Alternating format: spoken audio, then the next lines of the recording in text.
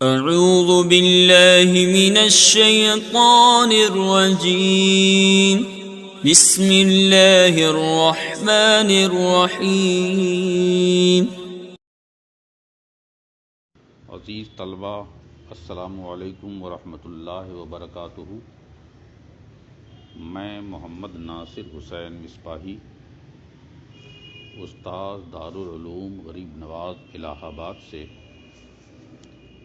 جماعت رابعہ کے تمامی طلبہ سے مخاطب ہوں۔ آج کے دن 3 فروری 2021 کی تاریخ ہے۔ معمول و دستور کے مطابق آج پھر آپ کے نصاب کی کتاب شرح بقایا کے نئے سبق کی شروعات ہونے جا رہی ہے۔ ایسے میں آپ کا اخلاقی فریضہ، آپ کی ذمہ داری، آپ کی مستعدی اور آپ کی محنت و لگن کا تقاضا یہ ہے کہ آپ تمام طلباء اپنی اپنی کتابیں لے کر حاضر و موجود رہیں، اور یہ کہ آنے والے سبق کی عبارت خوانی کریں۔ پھر اس کے بعد سبق کے ترجمے، مطالب، تشریحات اور ما لہو ما علیہ کے کو بغور سماعت کر کے پھر ان کی تکرار کا اہتمام کریں، اور ان کی تکرار کے بعد پھر ان کا اعادہ بھی کرتے رہیں۔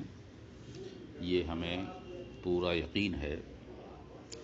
کل تک جو آپ نے سبق پڑھا تھا وہ سبق صفحہ نمبر 90 باب التیمم کے بعد کا یہ حصہ صفحہ نمبر 90 تک آیا تھا، جس میں ان تمام صورتوں کو بیان کیا گیا تھا جن صورتوں میں تیمم کا جواز یا عدم جواز ثابت ہوتا ہے۔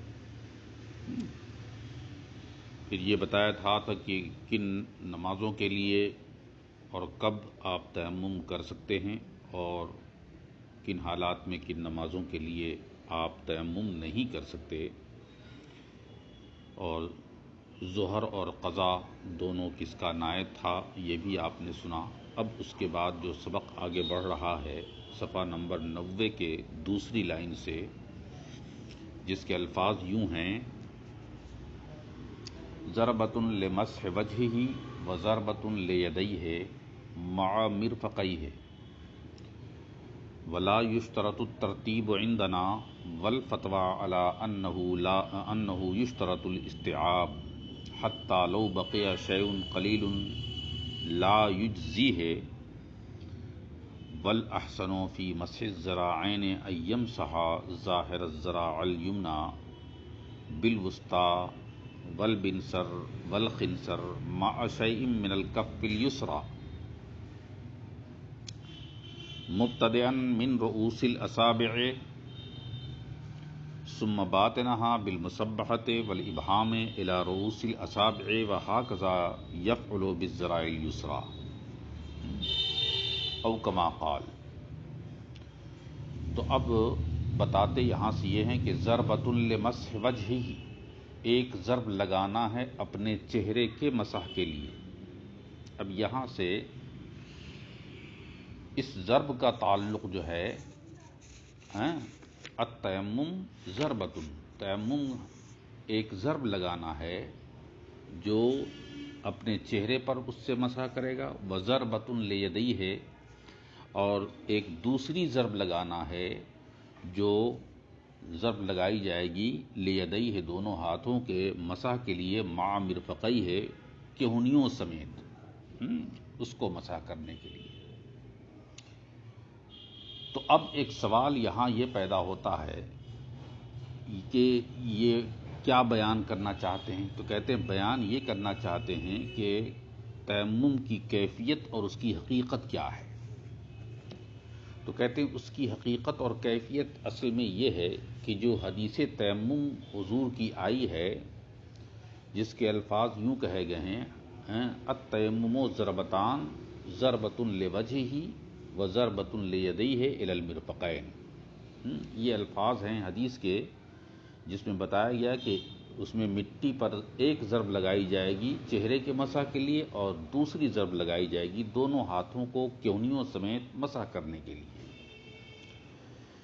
تو اب ایک سوال یہاں پر یہ پیدا ہوتا ہے کہ ضربتن کا اختیار مصنف نے کیوں کیا یا حدیث میں ضربتن کا استعمال کیوں ہوا، باوجود کہ ضرب لگانے کے بجائے صرف یہ کہہ دیا جاتا کہ رکھ دیا جائے ہاتھ مٹی پر اور اس کے بعد دوبارہ ہاتھ رکھا جائے مٹی پر، تو پہلی بار جب مٹی پہ ہاتھ رکھا جاتا اس سے چہرے کا مسح ہو جاتا، دوسری بار جو ہاتھ رکھا جاتا مٹی پر تو اس سے دونوں ہاتھوں کا مسح ہو جاتا۔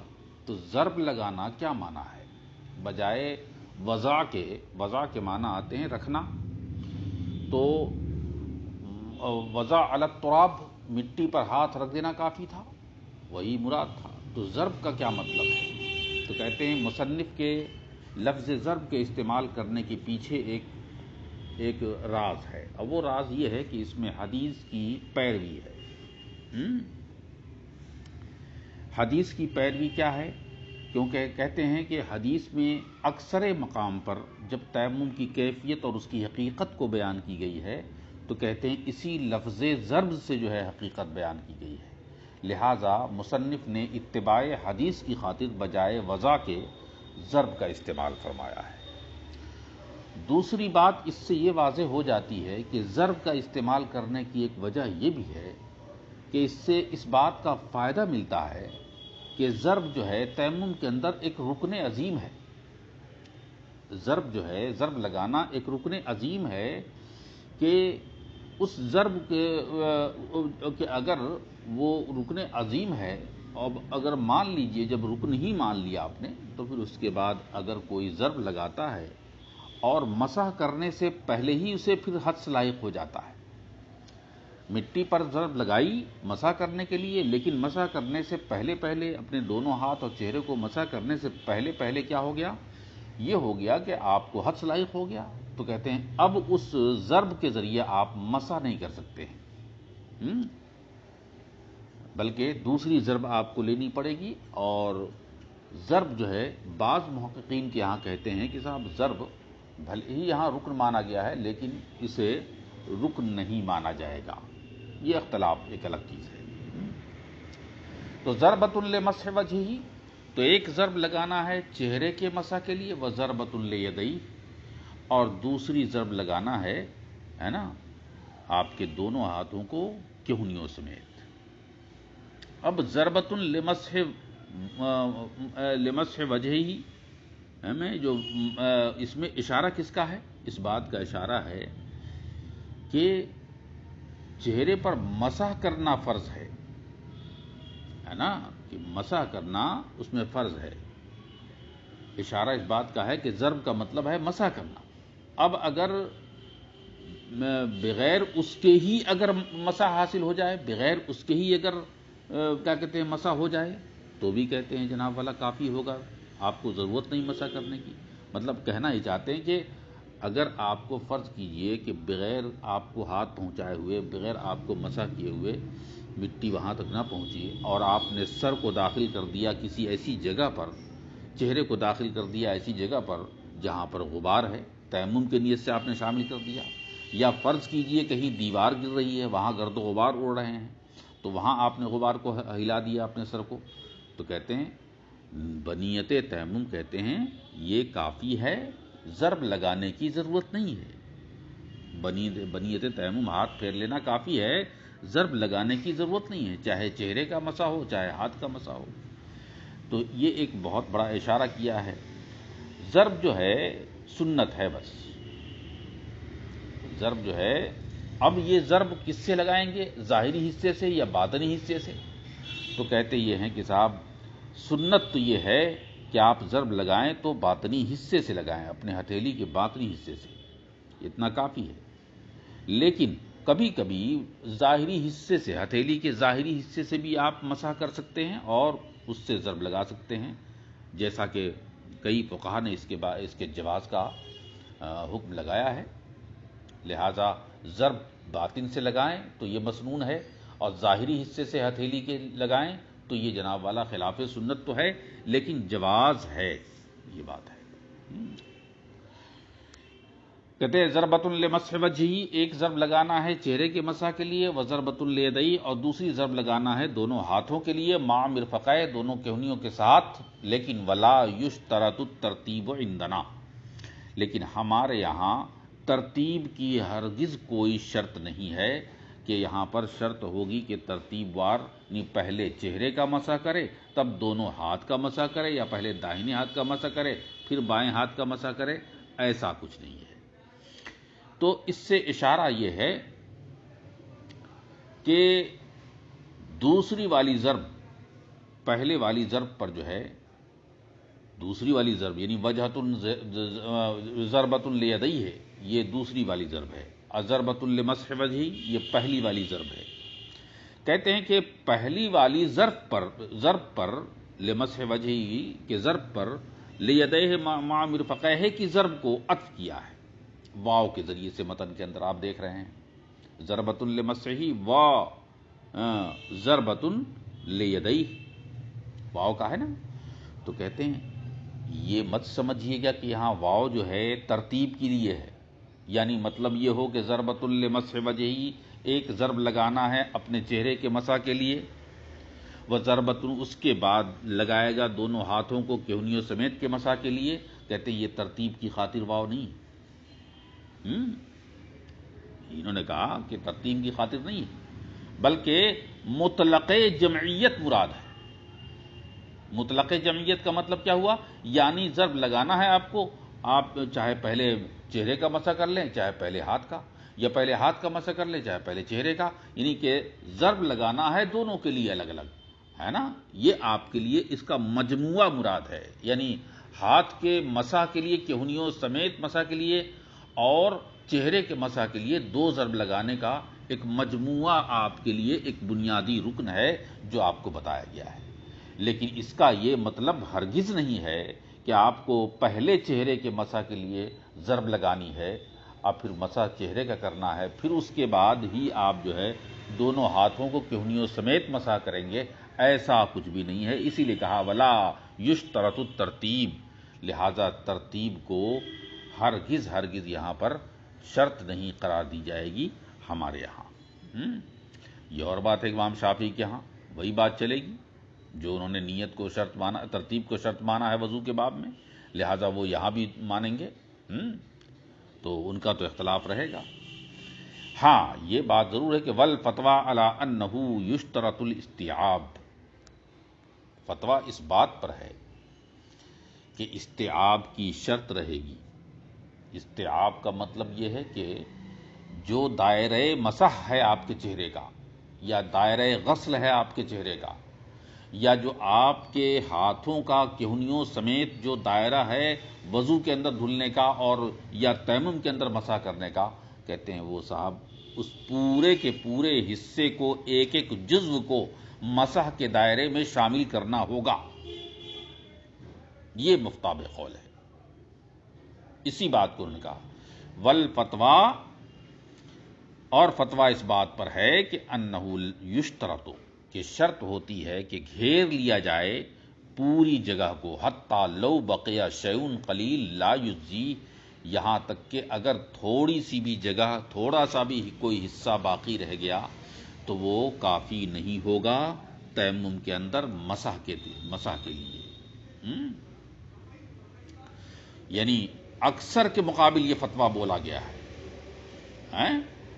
حضرت حسن نے جو روایت کی ہے امام اعظم ابو حنیفہ سے، اور وہ اصح روایت کیا ہے؟ وہ اصح روایت یہی ہے کہ استیعاب ضروری ہے۔ کہا کیوں استیعاب ضروری ہے؟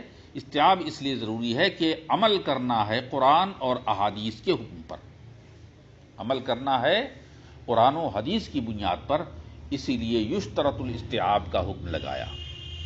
باقی انشاءاللہ باقی بحث اگلے سبق۔ عزیز طلبہ السلام علیکم ورحمۃ اللہ وبرکاتہ۔ میں محمد ناصر حسین مصباحی، استاذ دارالعلوم غریب نواز الہ آباد سے، جماعت رابعہ کے، تو عزیز طلبہ میں مخاطب ہوں محمد ناصر حسین استاذ دارالعلوم غریب نواز الہ آباد سے، جماعت رابعہ کے تمامی طلبہ سے آج کے دن 6 فروری 2021 کی تاریخ ہے،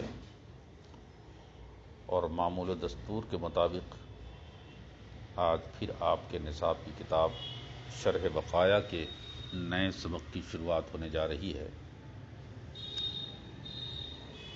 جیسا کہ میں ہمیشہ کہتا رہا ہوں آپ لوگوں سے کہ اپنی مستعدی، ذمہ داری اور محنت و لگن اور ذوق و شوق کے ساتھ اپنی کتابیں لے کر حاضر رہا کریں۔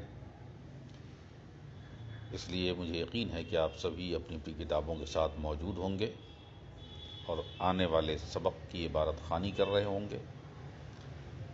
پھر اس کے ترجمے، ما لہو ما علیہ اور تفصیلات و تشریحات اور مطالب کو بغور سماعت کر کے پھر ان کی تکرار و اعادہ کا اہتمام بھی کریں گے۔ اس سے پہلے جو آپ نے سبق پڑھا تھا وہ یہ تھا کہ آپ تیمم کی حقیقت کیا ہے، اس کی کیفیت کیا ہے، اور اس میں کیا شرطیں ہیں، کیا شرطیں نہیں ہیں۔ ان طریقوں کا آپ نے جانا تھا، اور یہ بھی جان لیا تھا آپ نے کہ تیمم کے اندر ترتیب واجب نہیں ہے، ترتیب کی شرط نہیں ہے، بالکل ویسے ہی جیسے کہ وضو کے اندر ہمارے ہاں اعضائے وضو کے دھلنے میں ترتیب نہیں ہے۔ چاہے اب آپ دونوں ہاتھوں کو پہلے مسح کر لیں یا پہلے اپنے چہرے کو مسح کر لیں، کوئی فرق نہیں پڑتا ہے۔ ہاں، سنت ضرور ہے۔ ہاں، ایک بات جو کل باقی رہ گئی تھی وہ یہاں سے باقی رہ گئی تھی، والفتویٰ علی انہ یشترط الاستیعاب، فتویٰ ہے نا، یہاں سے آغاز ہوتا ہے۔ حتی لو بقی شیء قلیل لا یجزیہ والاحسن فی مسح الذراعین ان یمسح ظاہر الذراع الیمنی بالوسطی والبنصر والخنصر مع شیء من الکف الیسری مبتدئا من رؤوس الاصابع ثم باطنہا بالمسبحۃ والابہام الی رؤوس الاصابع وہکذا یفعل بالذراع الیسری ثم اذا لم يدخل الغبار بین اصابعہ فعلیہ ان یخلل اصابعہ فیحتاج الی ضربۃ ثالثۃ لتخلیلها او کما قال۔ تو تیمم کے بارے میں مفتاب قول یہ ہے، والفتویٰ، فتویٰ اس بات پر ہے کہ یہ بات شرط ہے تیمم کے لیے کہ جو دائرہ تیمم ہے، دائرہ مسح ہے آپ کے چہرے کا یا ہاتھ کا، اس کا کوئی حصہ باقی نہ رہ جائے بلکہ ہر جگہ مسح پہنچ جائے، اور کیا کہتے ہیں کہ غبار آلود ہاتھ وہاں تک پہنچ جائے۔ حتی لو بقی شیء قلیل، یہاں تک کہ اگر تھوڑا سا بھی کوئی حصہ باقی رہ جائے گا تو لا یجزی، کافی نہیں ہوگا۔ پہلی بات تو ایسا احناف کے ہاں کیوں ہے؟ کہا حسن کی روایت کے مطابق، حضرت حسن رضی اللہ تعالیٰ عنہ کی روایت کے مطابق وہ فرماتے ہیں کہ امام اعظم کی جو روایت ہے کہ استیعاب اس لیے ہے کیونکہ قرآن و حدیث پر عمل کرنا ہے اور اتباع قرآن ہے، اس لیے ایسا کرنا ضروری ہے۔ اب یہ کہ اگر تھوڑا سا بھی حصہ باقی رہ جائے، لا یجزی، کافی نہ ہوگا کا مطلب کیا ہوا؟ جیسے مان لیجیے بھاؤں کے نیچے کا حصہ باقی رہ جائے، ہے نا، گال کا کوئی حصہ باقی رہ جائے، یا انگوٹھی آپ کی ڈھیلی ہے، ٹائٹ ہے، وہ نہ ہلائی جائے۔ اسی طرح عورتیں ہیں جو اپنے کنگن اور بالیاں وغیرہ نہ ہلائیں، ہے نا، تو ان تمام چیزوں کا تخلیل اصابع وغیرہ کا، یہ سب کا ہونا بے حد ضروری ہے۔ عورتیں اپنی بالیاں ہلا لیں، ہاتھ کی انگوٹھیوں کو ہلا لیں وغیرہ ذالک، کوئی حصہ باقی نہ رہے، ہے نا۔ والاحسن، اب یہاں سے بتا رہے ہیں کہ یوں تو ضرب لگانا اور ہاتھ پہنچا دینا مسح ہے، لیکن طریقہ کسی بھی طریقے سے آپ پہنچا دیں مسح ہو جائے گا، لیکن احسن طریقہ جو سنت کا ہے مسح کرنے کا ضرب لگانے کے بعد، وہ طریقہ کیا ہے؟ کہتے ہیں والاحسن، احسن طریقہ جو ہے مسح کرنے میں یہ ہے کہ دونوں ہاتھ کو جو مسح کرنا ہے تو ان یمسح ظاہر الذراع الیمنی، پہلے داہنے والے ہاتھ کو مسح کیا جائے، کس حصے سے؟ بالوسطی والبنصر والخنصر، بیچ والے حصے کی انگلی سے، اب بیچ کے بغل والے جو چھوٹی انگلی ہے اس انگلی سے، اب پھر جو سب سے چھوٹی انگلی ہے اس حصے سے، اس کے باطنی حصے سے مسح کیا جائے داہنے ہاتھ کو، ہے نا؟ ان یمسح ظاہر الذراع الیمنی، مسح کرنے کی کیفیت یہ ہونی چاہیے کہ داہنے ہاتھ کو مسح کیا جائے وسطی سے، جو بیچ والی بڑی انگلی ہے، بنصر سے، اب بیچ کے بغل جو چھوٹی ہے وہ اس کو بنصر کہتے ہیں، اور خنصر سے، اور جو اس کے سب سے سائڈ میں کنارے چھوٹی سی پتلی سی انگلی ہے اس کو خنصر، ان تینوں انگلیوں کو ملا کر جو باطنی حصہ ہے، تھوڑی ہتھیلی ملا کر مسح کیا جائے،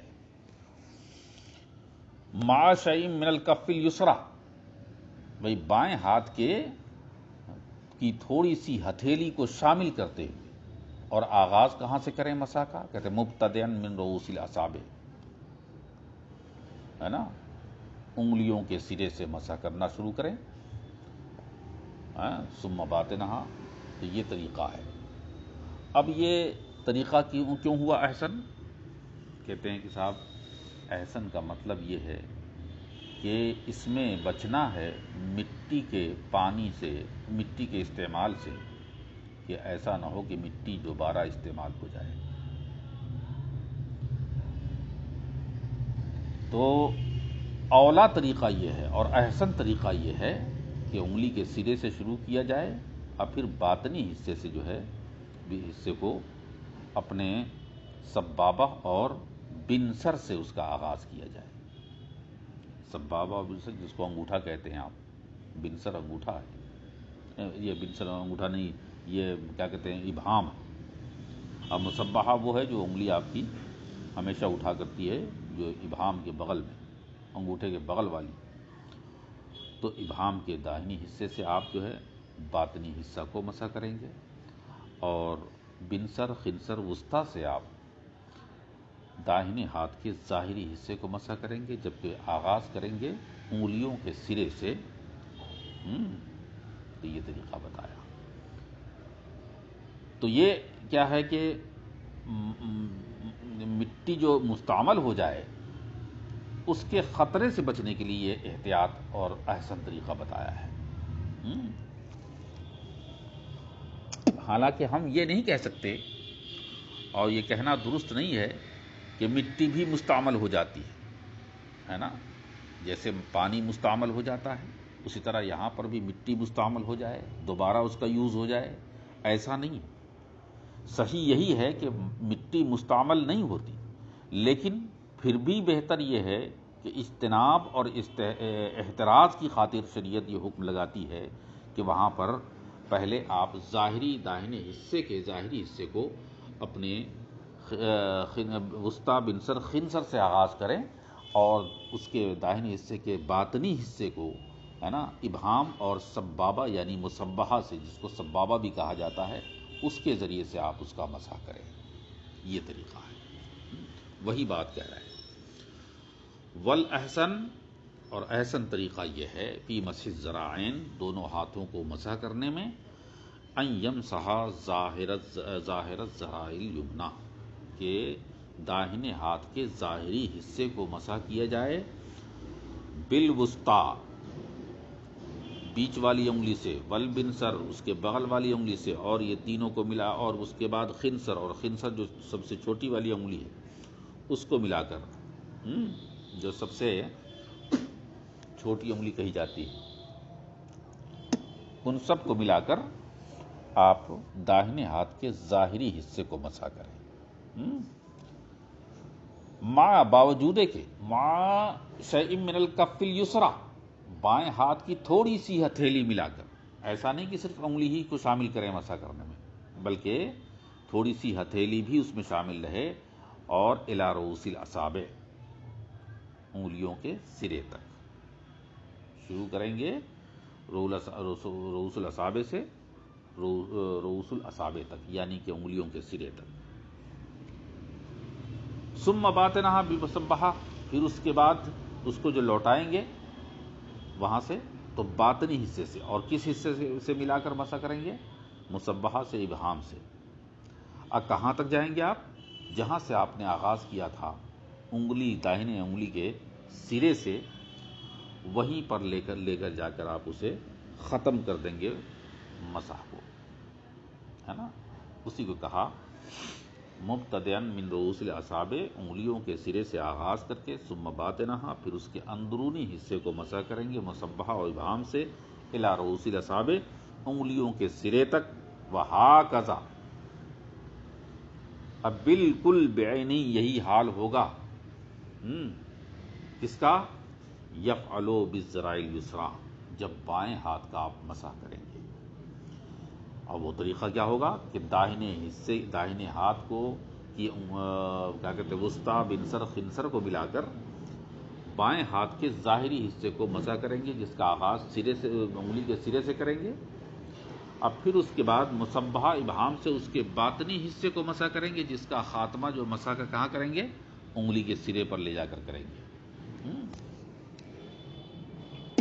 تو بعینہ جو عمل آپ نے داہنے ہاتھ کے مسح میں کیا تھا، بعینہ وہی عمل آپ جو ہے بائیں ہاتھ کے مسح میں کریں گے، کہ وسطیٰ، بنصر، خنصر کو سے آغاز کریں گے، اب پھر مسبحہ اور ابہام سے اس کا باطنی حصے کو مسح کرتے ہوئے اس کا خاتمہ کریں گے۔ اب یہ بات یہاں تک ختم ہو گئی کہ احسن طریقہ یہ ہے۔ یہ یاد رہے کہ اگر بجائے داہنے کے بائیں کر دیا تو بھی مسح ہو جاتا ہے، لیکن احسن طریقہ یہ ہے۔ اب اس کے بعد کہتے ہیں ثم اذا لم يدخل الغبار بین اصابعہ، اب فرض کیجئے کہ اگر غبار جو ہے انگلیوں کے درمیان نہ پہنچے، جس پر آپ نے مسح کیا ہے نا، تو غبار کا پہنچانا ضروری ہے، تو اس پر تب حکم شریعت کا یہ ہے کہ فعلیہ ان یخلل اصابعہ، تو اس پر ضروری ہے کہ وہ انگلیوں کا خلال کرے۔ اس پر واجب ہے کہ اگر غبار انگلیوں کے درمیان نہیں پہنچا ہے تو اس کا خلال کرے۔ فیحتاج الی ضربۃ ثالثہ لتخلیلھا، اب اگر فرض کیجئے کہ اگر غبار نہیں ہے اور ختم ہو گیا ہے ہاتھ پر، تو کہتے ہیں اب غبار حاصل کرنے کے لیے دوبارہ تیسری ضرب لگائے، کاہے کے لیے؟ مٹی پر، لتخلیلھا، تاکہ انگلی کا خلال ہو سکے۔ دراصل یہ بتانا چاہتے ہیں کہ اگر آپ خلال نہیں کیے ہیں انگلیوں کا تو خلال بھی کیجئے، اور اگر غبار ہاتھ میں ختم ہو گیا ہے تو کوئی بات نہیں، پھر تیسری ضرب لگائیے، تب جا کر خلال کیجئے۔ یہ امام محمد کی روایت ہے، کیونکہ امام محمد یہ فرماتے ہیں کہ تیمم بغیر غبار کے ہوتا ہی نہیں، تو جہاں غبار پہنچا نہیں انگلی کے درمیان تو ضرورت ہے کہ دوسری ضرب لگائی جائے۔ لیکن ان کے علاوہ دیگر اور جو فقہا ہیں وہ فرماتے ہیں کہ غبار کا داخل کرنا کبھی واجب رہا ہی نہیں سمجھا آپ نے، لہذا وہ مسح کرنا ہی کافی ہے، چاہے غبار کے ساتھ ہو یا بغیر غبار کے ساتھ۔ باقی انشاءاللہ اگلے سبق۔ عزیز طلبہ، السلام علیکم ورحمۃ اللہ وبرکاتہ۔ میں محمد ناصر حسین مصباحی، استاد دارالعلوم غریب نواز الہ آباد سے جماعت رابعہ کے تمام طلباء سے مخاطب ہوں۔ آج کے دن 7 فروری 2021 کی تاریخ ہے، اور معمول و دستور کے مطابق آج پھر آپ کے نصاب کی کتاب شرح بقایا کے نئے سبق کا آغاز ہونے جا رہا ہے۔ ہمیں امید ہے کہ آپ سبھی طلباء اپنی تمام ضروریات سے فارغ ہو کر اپنی کتابیں لے کر موجود ہوں گے، اور پوری محنت و لگن، ذمہ داری اور مستعدی کے ساتھ اپنے آنے والے سبق کی عبارت خوانی کر رہے ہوں گے۔ پھر ان کی تکرار اور ترجمہ مطالب اور معلوم علیہ کو سننے کے بعد ان کا اعادہ کرتے رہیں گے۔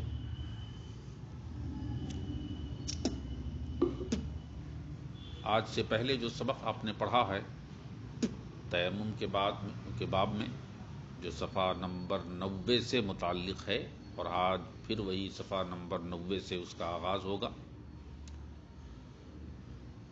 آپ کو تیمم کن کن چیزوں سے کن کن شکلوں میں جائز ہے یہ بتایا، کن کن شکلوں میں ناجائز ہے یہ بتایا، پھر اس کے بعد آپ کو تیمم کی کیفیت اور ضرب کی حقیقت بتائی، پھر اس کے بعد ضرب لگانے میں اور تیمم میں جو شرائط ہیں اور بھی، مثلا ترتیب ہونا، نیت وغیرہ ہونا وغیرہ وغیرہ، ان چیزوں کے بارے میں آپ کو بتایا گیا۔ پھر اس کے بعد آپ کو یہ بتایا گیا کہ تیمم کی کیفیت جو احسن ہے وہ کیا ہوگی، وہ بھی آپ کو بتایا گیا۔ بات یہاں پر آ کر رک گئی تھی جہاں سے آج ہم عبارت کی شروعات کرنے جا رہے ہیں۔ ثم اذا لم يدخل الغبار بین اصابعہ فعلیہ ان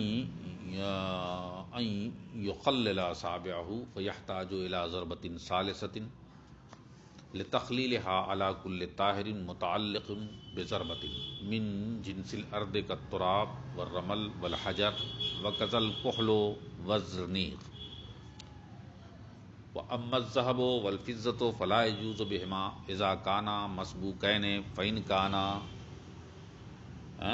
غیر مسبوقين مختلطين بالتراب يجوز بهما، والحنطة والشعير إن كانا علیہما غبار یجوز ولا یجوز علی مکان کان فیہ نجاست وقد زال اثرها، مع یجوز الصلاة فیہ ولا یجوز بالرماد، ھذا عند ابی حنیفہ و محمد او کما قال۔ کہتا یہ ہے کہ جب آپ تیمم کر رہے ہوں تو اس میں یہ بتایا تھا کہ استیعاب ضروری ہے، یعنی جو دائرہ مسح ہے اس کے ہر حصے تک آپ کا مسح پہنچنا چاہیے، غبار پہنچنا چاہیے۔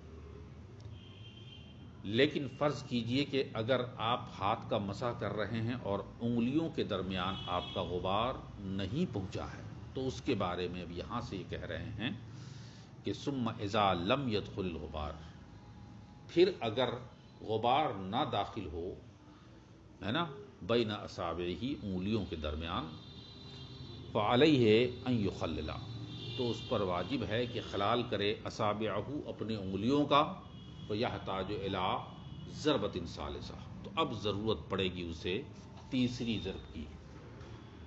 یعنی کہنا یہ چاہتے ہیں کہ چونکہ استیعاب ضروری ہے تیمم میں سارے اجزائے کیا کہتے ہیں اجزائے مفروضہ تک، لہٰذا اگر غبار نہ پہنچے وہاں تو انگلیوں کے خلال کے لیے آپ چاہے دوسری ضرب لگا کر کے مٹی لیجئے، غبار لیجئے، مگر لیجئے، یہ انہوں نے بتایا ہے۔ تو اس کا خلاصہ یہی ہے جو میں نے بتایا تھا آپ کو، حضرت امام محمد کے ہاں یہ روایت ہے کہ تیمم بغیر غبار کے جائز ہی نہیں ہوتا ان کے ہاں۔ ان کے ہاں ضروری ہے کہ تیمم اس حصے سے کیا جائے جس میں غبار لگا ہو۔ تو جب انگلیوں میں غبار کیا کہتے ہیں انگلیوں کے درمیان غبار پہنچا ہی نہیں، تو اب اسے ضرورت پڑے گی تیسری ضرب کی، تیسری ضرب لگا کر کے غبار لے کر اس پر ضروری ہوگا کہ وہ مسح کرے۔ لیکن اور دیگر فقہا کے ہاں ایسا نہیں ہے، وہ فرماتے ہیں کہ ایسا کبھی ہوا ہی نہیں ہے کہ غبار لگانے کی شرط ہو مسح کے اندر۔ تو غبار پہنچے یا نہ پہنچے، غبار پہنچے یا نہ پہنچے، بس تخلیل کر لے اور وہاں تک ہاتھ پہنچا دے، تیسری ضرب کی کوئی ضرورت نہیں ہے، اور اس کو در مختار وغیرہ نے بیان کیا ہے مختلف فقہا کے ساتھ۔ اس لیے فرماتے ہیں کہ امام محمد کے ہاں ضرورت پڑے گی تیسرے ضرب کی، جبکہ دیگر فقہا کے ہاں نہیں۔ اب یہاں سے علی کل طاہر، اب علی کل طاہرن سے بتانا چاہتے ہیں ان چیزوں کے بیان کے بارے میں کہ اب وہ چیزیں ہم بیان کرنے جا رہے ہیں جن چیزوں سے تیمم جائز ہوتا ہے یا جن چیزوں سے تیمم جائز نہیں ہوتا. یعنی ضرب لگائیں گے تو کن چیزوں پر لگائیں گے؟ کیا ایرو غیرو نتھو خیرو جو بھی چیز ہوگی سبھی چیزوں پر آپ ضرب لگا کر تیمم کر لیں گے؟ کہا نہیں صاحب، ایسا نہیں، بلکہ اس کی راہیں متعین ہیں، اس کے حالات، اس کی کیفیات اور ان کے تمام اشیاء متعین کر دی گئی ہیں جن پر آپ ضرب لگا کر تیمم کر سکتے ہیں، ورنہ ہر چیز پر نہیں. تو کہتے ہیں کہ پہلی شرط تو یہ کہ علی کل طاہر، ضرب لگائیں گے تو ہر چیز پر نہیں بلکہ ہر اس چیز پر جو پاک اور صاف ہو.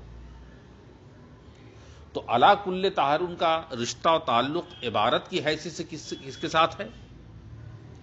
علی کل، ہر اس چیز پر جو پاک ہے تو کس کا تعلق ہر اس چیز پر ہے؟ کہتے ہیں ضربت ان کا تعلق ہے، متعلق بضربت. اس کا تعلق مصنف علیہ الرحمہ کے متن سے ہے. اب وہ کیا ہے؟ ضربۃ لمسح وجہہ وضربۃ لیدیہ مع مرفقیہ. اس عبارت اور اس متن سے جو ہے اس علی کل طاہر کا تعلق ہے. تو اب مطلب کیا ہوا کہ ضرب لگائی جائے گی ہر اس چیز پر، چاہے وجہ کے مسح کے لیے چاہے یدین کے مسح کے لیے، جو پاک و صاف ہو. اور دوسری بات یہ بیان کرتے ہیں کہ صاحب من جنس الارض.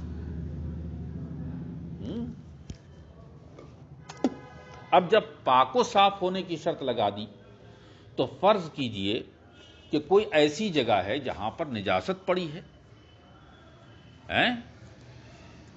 یا کوئی گندگی پڑی ہے، درا حالے کہ اس گندگی کا اثر، تو ضرب لگانا اس چیز پر ضروری ہے جو پاک ہو.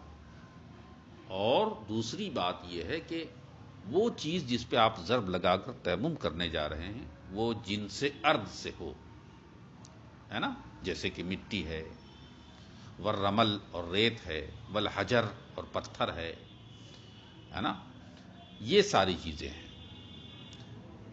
لیکن جو چیزیں جن سے ارض سے نہ ہو، جیسے سونا چاندی،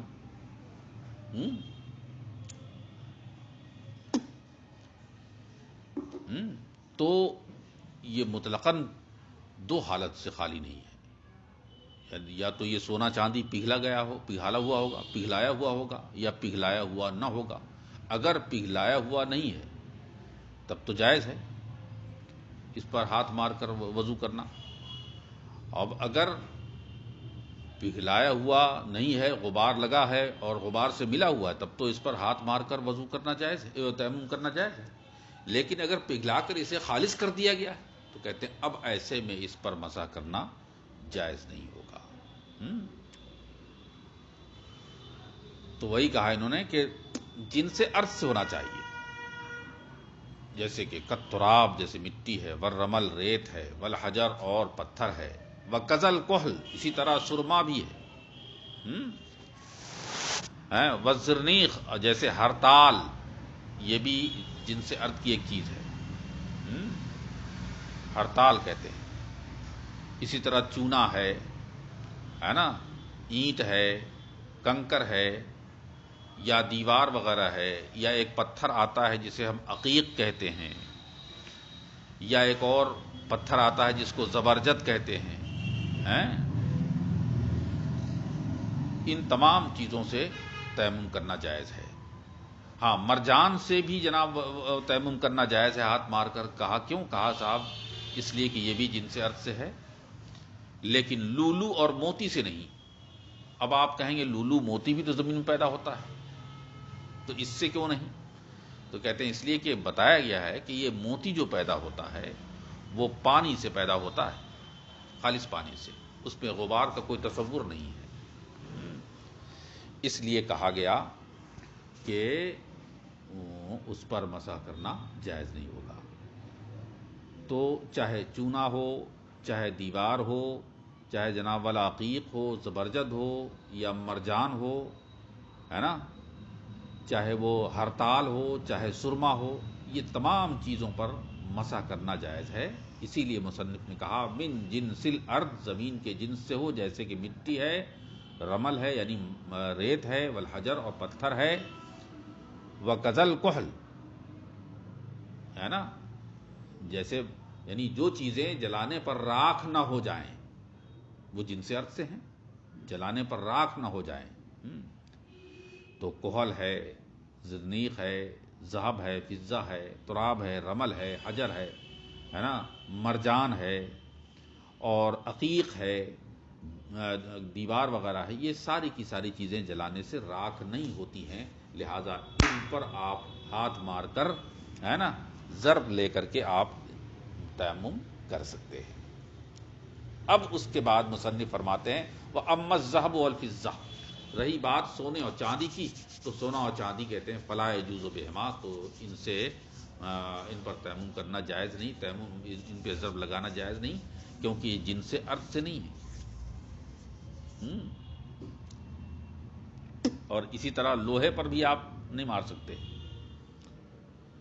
ہیں، اسی طرح آپ دریائی نمک جو ہوتا ہے اس پر بھی آپ مار کر تیمم نہیں کر سکتے ہیں، یعنی سونا ہو اس پر بھی ضرب نہیں لگائی جا سکتی ہے، چاندی ہو اس پر بھی ضرب لگائی نہیں جا سکتی ہے، لوہا ہو اس پر بھی ضرب نہیں لگائی جا سکتی ہے، یا دریائی اور سمندری نمک ہو اس پر بھی ضرب نہیں لگائی جا سکتی ہے۔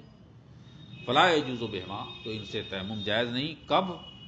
دو حالت سے خالی نہیں، اذا کان مسبوقین، جب یہ سب کے سب پگھلائے گئے ہوں، الگ تھلگ کر لیے گئے ہوں مٹی سے، لیکن فإن کان مسبوقین، اور اگر یہی اگر سونا چاندی پگھلائے جا چکے ہوں، ہوتا ہے نا ڈھلائی کرتے ہیں سونار اور چاندی والے، سونے چاندی والے صراف حضرات، تو پگھلائے گئے ہوں، اب پگھلائے گئے کیا کہتے ہیں، پگھلائے نہ گئے ہوں، اب مختلطین بالتراب، اور یہ سب کے سب ملے ہوں مٹیوں سے، سونا ہو یا چاندی، کہتے ہیں یجوز بہما، تب جو ہے اس پر مسح کرنا جائز ہوگا۔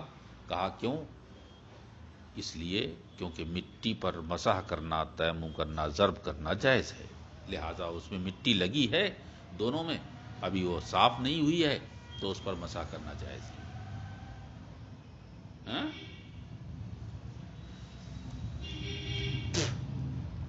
والحنطہ والشعیر، اب رہی بات گیہوں اور جو کی،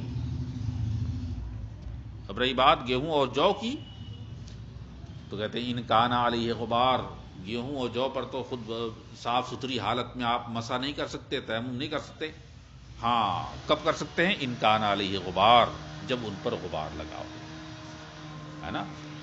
باقی انشاءاللہ اگلے سبق